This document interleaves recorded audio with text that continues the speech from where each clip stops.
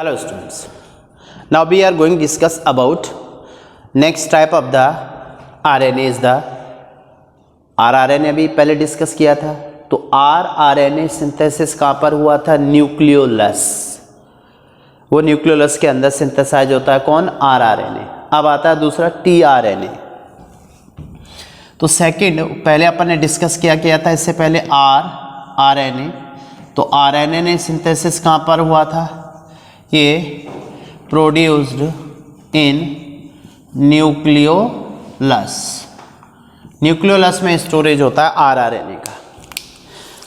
दूसरा next second type of rRNA is the tRNA। अगला RNA का टाइप क्या है? tRNA। rRNA सबसे ज़्यादा था 80%। दूसरा सेकंड जो परसेंट है 10 to 15% of total RNA। Total RNA का ये नियर अबाउट 10 to 15% होता है, सबसे ज़्यादा होता है। बट सबसे ज़्यादा तो rRNA है 80%। सेकेंड लार्जेस्ट अमाउंट tRNA का है। बट ये सबसे स्मॉलेस्ट RNA है। स्मॉलेस्ट RNA कौन सा होता है? tRNA। ओनली 4s यूनिट का बना होता है, ये सबसे छोटा है। दूसरा इसको सॉल्युबल RNA भी बोलते हैं। सॉल्युबल RNA मीन्स शॉर्ट में sRNA। sRNA means soluble RNA। तो सबसे छोटा है, अमाउंट 10 to 15% है। एक नाम और इसको देते हैं, जैसे अपन ने कहा था RNA एक्ट एज एडेप्टर। तो ये एडेप्टर RNA है। एडेप्टर RNA होता है rRNA। राइट, ये बात अपने को यहाँ पर क्लियर हुई। अब यदि अपन इसका स्ट्रक्चर देखते हैं। अच्छा, ये सिंथेसिस किस में होगा? rRNA produced in the nucleolus but tRNA produced in nucleus. ये न्यूक्लियस के अंदर होता है। केवल rRNA सिंथेसाइज होता है न्यूक्लियोलस में, बाकी के tRNA और mRNA synthesise in the nucleus. Next one, इस tRNA का स्ट्रक्चर देखें। तो इसका जो स्ट्रक्चर है, इसका स्ट्रक्चर एक्चुअल में 2D स्ट्रक्चर, 2 डायमेंशन स्ट्रक्चर और 3D स्ट्रक्चर। 2D स्ट्रक्चर जो है, ये 2D स्ट्रक्चर और इसको बोलते हैं क्लॉवर लीफ। क्लॉवर लीफ, ये clover leaf model proposed by Holley, scientist name Holley ने दिया था। तो इसको बोलते हैं हॉली क्लॉवर लीफ मॉडल। और ये कैसा होता है? 2D स्ट्रक्चर होता है। बट इसका जो 3D स्ट्रक्चर है, 3D structure was proposed by Kim ने दिया था। और ये होता है एल शेप्ड। 2D स्ट्रक्चर इसका एल शेप्ड होता है और इसको प्रपोज किया था किम ने, और हॉली ने दिया था क्लॉवर लीफ मॉडल। ये होता है 2D स्ट्रक्चर इसका। तो स्ट्रक्चर वाइज ये बात सामने आती है। स्ट्रक्चर में ही दूसरा ये जो tRNA है, ये होता है सिंगल स्ट्रैंडेड RNA होता है। बेसिकली देखा जाए tRNA is a single stranded RNA। Single stranded RNA ये सिंगल स्ट्रैंडेड RNA।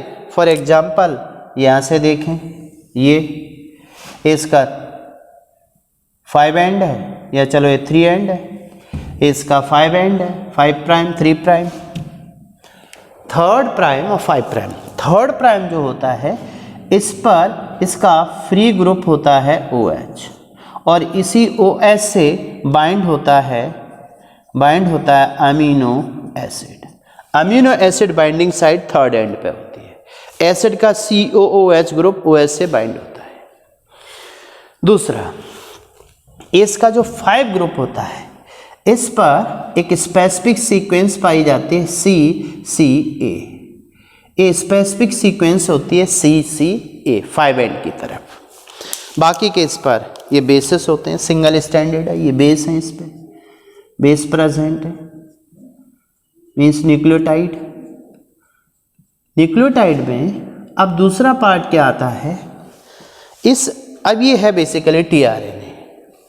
अब इस tRNA पे डेवलप होते हैं फोल्ड डेवलप। तो फोल्ड डेवलप में देखिए ऐसा है, इसको अपन ऐसा खींच दें तो फोल्ड डेवलप होने से जो कॉम्प्लीमेंट्री बेस होते हैं वो तो हाइड्रोजन बॉन्ड बना लेते हैं। जहाँ जहाँ हाइड्रोजन बॉन्ड नहीं बनता वहाँ पर लूप बन जाता है। तो फोल्ड डेवलप होने से इसमें 3 लूप आ जाते हैं। 3 लूप डेवलप होते हैं इस tRNA पे। तो देखिए कैसे, मान लो ये यहाँ पर देखें स्ट्रक्चर वाइज, तो ये इसका 1 लूप है, दूसरा फिर ये लूप डेवलप हुआ, ये लूप डेवलप हुआ, नेक्स्ट इसका वेरिएबल लूप है, चेंज होता रहता है, एंड अदर ये लूप डेवलप हुआ इस पे। तो ये स्ट्रक्चर ये है single standard tRNA। Single standard tRNA जो आप देख पा रहे हैं यहाँ, इसमें देखिए क्या हो सकता है। ये डायग्रामेटिकली इसको देखने की कोशिश कीजिए। यहाँ पर थोड़ा सा कोशिश करते हैं, इस डायग्राम से अपने को समझ आ जाए क्या क्या पार्ट हो रहा है। ठीक है, ये अपना tRNA का क्लोवर लीफ मॉडल है। इस क्लोवर लीफ मॉडल में अब देखिए लूप, ये 5 एंड है इसका, this one is the 5 and and this is the 3 prime third and है। अब यहाँ पे देखिए ये बेस पेयरिंग हो रही होगी, इसके बेस है, फोल्ड डेवलप हुआ। फोल्ड डेवलप होने से यहाँ पर क्या होती है, हाइड्रोजन बॉन्ड का फॉर्मेशन होता है। जहाँ जहाँ पर कॉम्प्लीमेंट्री हाइड्रोजन होते हैं वो बेस पेयरिंग कर जाते हैं। ये बेस पेयरिंग हो गई, हाइड्रोजन बॉन्ड बन गई यहाँ पर। बट अब आप देखिए इसमें क्या हो रहा है, लूप जो होते हैं यहाँ पर हाइड्रोजन बॉन्ड क्यों नहीं बना, तो इसकी वजह देखिए क्या हो सकती है। ये लूप है, बाकी ये दूसरा लूप, 3 लूप इस पर डेवलप होते हैं। ये वाला जो लूप है देखिए, यहाँ पर हाइड्रोजन बॉन्डिंग नहीं है, यहाँ हाइड्रोजन बॉन्डिंग नहीं है, इसमें ये सिंगल लूप्स हैं, सिंगल बॉन्ड है, सिंगल बेस है, यहाँ पर कोई बॉन्डिंग नहीं हुई है, हाइड्रोजन बॉन्डिंग नहीं हुई है। अब देखिए 3 लूप डेवलप हो गए, समझने की कोशिश कीजिए, समझने की कोशिश कीजिए। इसमें फोल्ड डेवलप होते हैं, तो फोल्ड डेवलप होने से क्या डेवलप होता है, लूप। लेकिन जहाँ जहाँ पर कॉम्प्लीमेंट्री बेस होते हैं वहाँ पर तो हाइड्रोजन बॉन्ड बन जाता है। तो इसमें ऐसे कौन से लूप होते हैं, जो 3 लूप हैं। तो इन 3 लूप में एक्चुअल में देखें अपन कौन कौन से ऐसे एबनॉर्मल बेसिस हैं, एबनॉर्मल बेसिस। तो आयनोसिन, देखिए आयनोसिन यहाँ पर इन लूप में देखिए क्या हो रहा है, in loop abnormal base present होते हैं। और ये एबनॉर्मल बेस कौन कौन से हैं, इसमें देखें तो inosine, pseudouracil, inosine, pseudouracil, pseudouracil को बोलते हैं psi, pseudouracil psi. Pseudouracil के अलावा dihydrouridine DHU, dihydrouridine DHU। तो ये 3 ऐसे बेस हैं जिनका कोई कॉम्प्लीमेंट्री बेस नहीं है, तो यहाँ पेयरिंग नहीं होती है।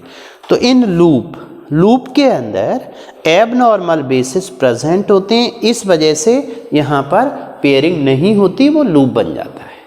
ठीक है, देख सकते हैं ये देखो, इनमें ये एबनॉर्मल बेसिस हैं तो इनका कोई कॉम्प्लीमेंट्री बेस होता ही नहीं, इसलिए नो पेयरिंग, इसलिए यहाँ पर लूप बनते हैं। अब इसमें अपन देखें तो इसमें 3 लूप होते हैं। वन इज द ये वाला DHU लूप है, ये है ये T psi C लूप है, and this one is the anti codon loop है, और ये वेरिएबल लूप है, वेरिएबल लूप इसका।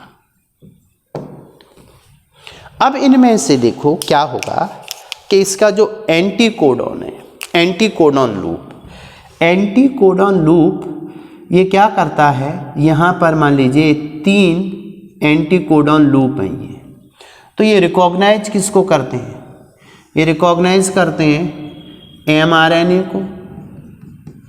mRNA का जो स्टार्ट कोड होता है, ये mRNA का स्टार्ट कोड होता है, या अपन ये कह सकते हैं इस mRNA पर प्रेजेंट होते हैं कोडॉन, ये कोडॉन है, तो इस कोडॉन का कॉम्प्लीमेंट्री एंटी कोडॉन किस पर होगा, tRNA पर, और वो tRNA क्या करता है, इस mRNA को रिकॉग्नाइज करता है। 1 DHU लूप, ये देखिए DHU लूप का फंक्शन क्या होता है, तो DHU लूप का फंक्शन है ये रिकॉग्नाइज करता है अमीनो एसाइल सिंथेटेज एंजाइम, यानी इस पर जो 3 लूप हैं, 3 लूप में से DHU लूप होता है ना, ये DHU लूप क्या करता है, ये रिकॉग्नाइज करता है किसको, अमीनो एसाइल। इस बार PM नीट 2020 में क्वेश्चन आया हुआ था, तो लूप से रिलेटेड क्वेश्चन इसमें आता ही आता है, amino acyl synthetase recognition enzyme होता है, अमीनो एसाइल सिंथेटेज एंजाइम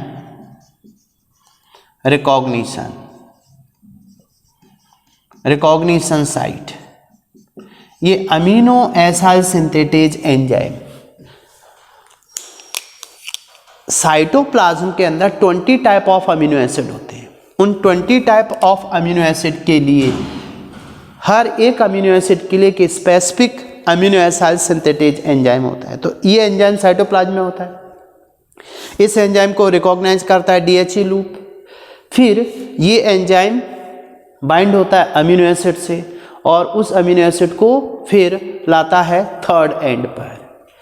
तो first is the DHU loop, DHU loop recognise करता है अमीनो एसाइल सिंथेटेज एंजाइम को, रिकॉग्नाइज करता है, और जितने अमीनो एसिड होते हैं उतने ही अमीनो एसाइल सिंथेटेज एंजाइम होते हैं। जैसे 20 अमीनो एसिड है तो 20 अमीनो एसिड में for each amino acid each amino acyl synthetase enzyme होगा, और इसको रिकॉग्नाइज पहचान करके DHU लूप कहाँ भेजेगा, अमीनो एसिड के पास में, तो अमीनो एसिड इससे बाइंड होगा। जैसे ऐसे मान के चलिए, ये मान लीजिए एंजाइम है, ये कौन सा एंजाइम है, अमीनो एसाइल सिंथेटेज एंजाइम, तो इस पर यहाँ बाइंड होता है क्या, अमीनो एसिड। तो जितने अमीनो एसिड होते हैं उतने ही एंजाइम होते हैं। मान के चलें 20 अमीनो एसिड हैं, तो 20 अमीनो एसिड होंगे तो 20 ही क्या होंगे, एंजाइम। इन एंजाइम को रिकॉग्नाइज कौन करता है, DHU लूप। अब DHU के बाद में T psi C लूप होती है, जो ये एक्चुअल में bind large subunit of the ribosome. मतलब यहाँ पर ये देखिए क्या होगा, ये बाइंड होगी, यदि अपन इसका फंक्शन देखें, bind to large subunit of ribosome. Ribosome की जो बड़ी सब यूनिट होती है उससे बाइंड होता है टी साइसी लूप। थर्ड देखिए, सेकेंड अपना हो गया T psi C loop. Third loop is the anticodon loop. तो एंटीकोडॉन लूप पर एंटीकोडॉन प्रेजेंट होता है कोडॉन के लिए, codon present on the ribosome. कौन सा? Sorry, mRNA। अब ये जो mRNA होता है, mRNA बाइंड होता है स्मॉल सब यूनिट, ये है राइबोसोम की स्मॉल सब यूनिट। तो फंक्शन देखिए, स्मॉल सब यूनिट से mRNA बाइंड होता है और टी साइसी लूप है, ये बाइंड होता है, एक्चुअल में ये होती है राइबोसोम की बड़ी सब यूनिट, ये लार्ज सब यूनिट है, तो इस लार्ज सब यूनिट से बाइंड हुआ। फिर उसके बाद में अपन देखें तो ये जो एंजाइम था यहाँ पर होता है OH ग्रुप, और इस OH ग्रुप से ही बाइंड होता है क्या? Bind amino acid. तो इसको बोलते हैं अपन, अच्छा 5 एंड की तरफ देखिए, 5 एंड की तरफ एक स्पेसिफिक ग्रुप है AAC। ये स्ट्रक्चर है किसका? tRNA का। तो tRNA का फंक्शन देखिए क्या है। tRNA पर जो 3 लूप होती हैं, DHE लूप रिकॉग्नाइज करती है एंजाइम को जो अमीनो एसिड को बाइंड करता है, पिकअप करता है, अमीनो एसिड को पिकअप करके बाइंड करके कहाँ लाता है? थर्ड एंड पर। Anticodon loop bind with the codon of the mRNA, mRNA bind on the subunit of the small subunit of the ribosome. T psi C loop bind होता है large subunit of the ribosome से। Third end पे इस पे amino acid bind हो जाता है, तो ये साइटोप्लाज्म से अमीनो एसिड को पिकअप करके राइबोसोमल यूनिट तक लाते रहते हैं। ये था अपना कौन सा? tRNA। तो tRNA का जो मेन फंक्शन है देखिए, tRNA पे जो थर्ड एंड है, this is the acceptor site. Acceptor site भी बोलते हैं इसको, third and is the acceptor site. अब देखिए पहला अपना कौन सा? RNA, rRNA। ये न्यूक्लियोलस में प्रोड्यूस होता है और ये क्या बनाता है? ये प्रोड्यूस क्या करता है? ये प्रोड्यूस या फॉर्मेशन ऑफ क्या करता है? Formation of ribosome. तो राइबोसोम बनाता है, ठीक है, सबसे ज़्यादा पाया जाता है, ये नियर अबाउट 80% होता है। tRNA 10 to 15% होता है, न्यूक्लियस में प्रोड्यूस होता है। स्ट्रक्चर इसका 2D structure clover leaf model Holley ने दिया था, 3D स्ट्रक्चर किम ने दिया था, एल शेप्ड होता है। Generally tRNA single standard structure है, 3 to 5 इसमें 2 प्राइम हैं, थर्ड प्राइम पे OH बाइंड होता है और 5 प्राइम जो होता है यहाँ पर एक specific sequence of the amino acid base होती है CCA। लेकिन इसमें फोल्ड डेवलप होने से लूप बनते हैं और लूप पर हाइड्रोजन बॉन्डिंग नहीं हो पाती बेस पेयर में, क्योंकि कुछ एबनॉर्मल क्या प्रेजेंट होते हैं? बेसेस। इनके लिए कोई कॉम्प्लीमेंट्री बेस नहीं होता। जहाँ जहाँ पे कॉम्प्लीमेंट्री बेस होते हैं वहाँ पर बॉन्डिंग हो जाती है। तो इसका एक स्ट्रक्चर डेवलप होता है clover leaf model was proposed by the Holley, जिसमें 3 लूप होते हैं। DHE लूप जो अमीनो एसिड सिंथेटेज एंजाइम को रिकॉग्नाइज करता है, जितने अमीनो एसिड होते हैं उतने ही एंजाइम पाए जाते हैं साइटोप्लाज्म के अंदर। एंटीकोडॉन लूप कोडॉन से बाइंड होता है mRNA के, जबकि टी-साई लूप ये रिकॉग्नाइज करता है राइबोसोम की जो बड़ी यूनिट होती है उससे अटैचमेंट के लिए tRNA के। अब लास्ट में जो सबसे messenger RNA, last one is the third one is the mRNA। mRNA देखिए, ये जो mRNA है ये बेसिकली सबसे कम होता है। 80%, 10 to 15%। अब रिमेनिंग कितना बच रहा है? 5%। तो 1 to 5%। सबसे कम पाया जाता है 1 to 5% होता है mRNA, और ये प्रोड्यूस्ड इन, ये भी प्रोड्यूस कहाँ होता है? प्रोड्यूस्ड इन न्यूक्लियस, ये न्यूक्लियस के अंदर होता है। mRNA बाइंड किससे होता है? mRNA बाइंड होता है विद, ये देखिए, bind with the small subunit of the ribosome. Small सब यूनिट से बाइंड होगा। यदि 80S है तो 40S से, सॉरी 80S है तो 40S से, राइट। 70S है तो 30S से बाइंड होता है। बाइंडिंग साइट पाई जाती है mRNA के लिए, बाइंडिंग साइट पाई जाती है किस पर? स्मॉल सब यूनिट पर। दूसरा, इसको mRNA टर्म जो दिया था, ये डिस्कवर्ड बाय द, इसकी जो डिस्कवरी हुई थी बाय जैकब एंड मोनार्ड, इसको जैकब एंड मोनार्ड ने डिस्कवर किया था mRNA को। mRNA बेसिकली ये जेनेटिक, और ये एक्चुअली में कहाँ से होता है? जो DNA होता है, DNA से HNRNA, HNRNA से mRNA बनता है। This is called transcription. और आफ्टर ट्रांसक्रिप्शन, जब ट्रांसलेशन होता है तो राइबोसोम दोनों यूनिट के बीच में बाइंड होता है, स्मॉल एंड लार्ज। इस पर ये स्लाइड करती हैं दोनों, और बाद में mRNA जब प्रोटीन सिंथेसिस हो जाती है तो डिजॉल्व हो जाता है। तो द लीस्ट, ये जो RNA लीस्ट स्टेबल RNA, सबसे कम स्टेबल है ये, लीस्ट स्टेबल RNA, सबसे कम ये स्टेबल होता है, क्योंकि प्रोटीन सिंथेसिस के बाद ये डिजॉल्व हो जाता है। दूसरा, अब आप देख पा रहे हैं यहाँ पर कि ये जो mRNA है, इस पे क्या प्रेजेंट होते हैं? Code. mRNA have code for protein synthesis. Protein synthesis के लिए कोड पाए जाते हैं इस पर। और इसका फॉर्मेशन किससे होता है? DNA से। देखिए, अपन ने कहा था कि जो DNA होता है, जैसे मान के चलिए ये इसकी टेम्पलेट स्टैंड है, तो टेम्पलेट स्टैंड पर जो कोड होते हैं, इन कोड की कॉम्प्लीमेंट्री सीक्वेंस किस पर बनती है? mRNA पर। This is the mRNA। पहले बनता है इसमें HNRNA, हेटेरो न्यूक्लियर। इस पे सिस्टरोन एंड इंटरॉन दोनों होते हैं, मीन्स एक्सॉन इंटरॉन। फिर इसकी स्प्लाइसिंग होती है। स्प्लाइसिंग होने से क्या, ये कट जाते हैं, इंटरॉन एक्सॉन को लाइगेज के थ्रू जोड़ करके फिर बनाया जाता है mRNA।